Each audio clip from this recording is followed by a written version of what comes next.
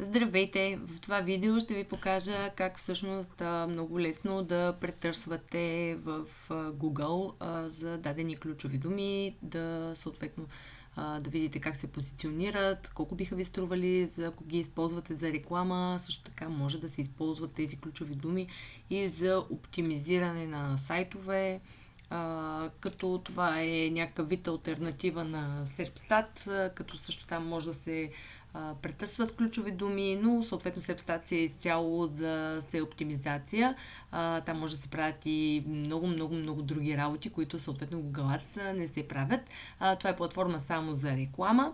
И затова сега ще ви покажа как всъщност да търсим ключови думи, които да използваме за нашите реклами или сайтове. Нека да започнем.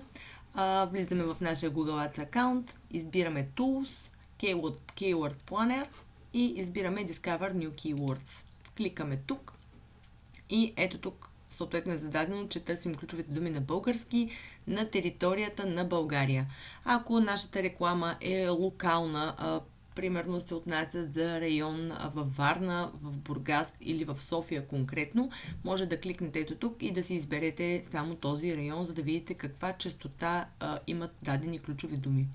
Като много е важно, ключовите думи се избират спрямо вашата ниша, като в този пример, който ще покажа в момента, ще ви покажа ниша, която е свързана с интериорния дизайн. Затова ще напиша съответно интериорен дизайн. И натискам Enter.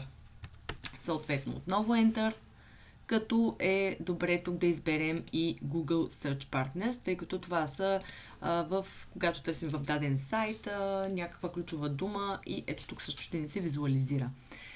Ето като в момента може да видим в цяла България тази ключова дума съответно е доста търсена, като през януари е най-търсена, после намалят малко търсенията и отново започва да се засилва.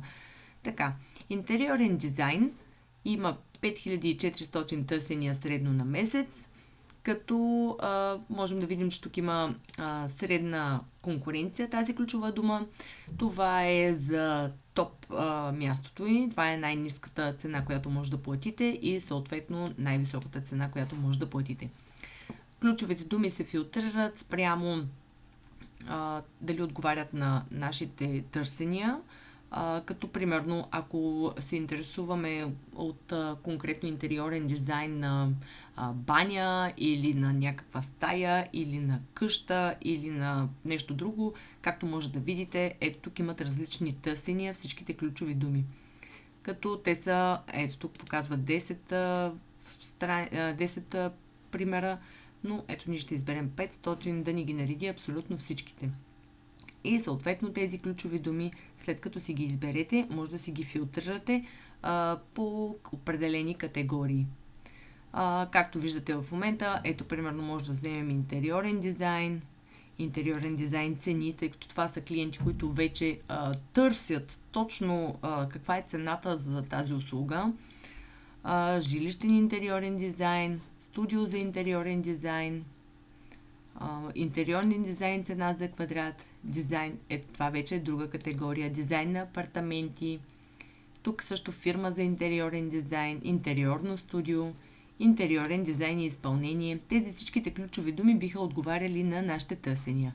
Тъй като виждате, че тук вече малко се поразбъркаха търсенията от 5400, изведнъж започват да падат, после пак се увеличават. Може да ги филтрираме, като кликнем ето тук Average Monthly Searches, като кликнем и той ни ги филтрира по най-много търсения. По този начин вече ще ни се визуализират. Ето тук примерно имаме интериорен дизайн на кухня, на баня, на апартаменти и по този начин можем да си изберем ключовите думи.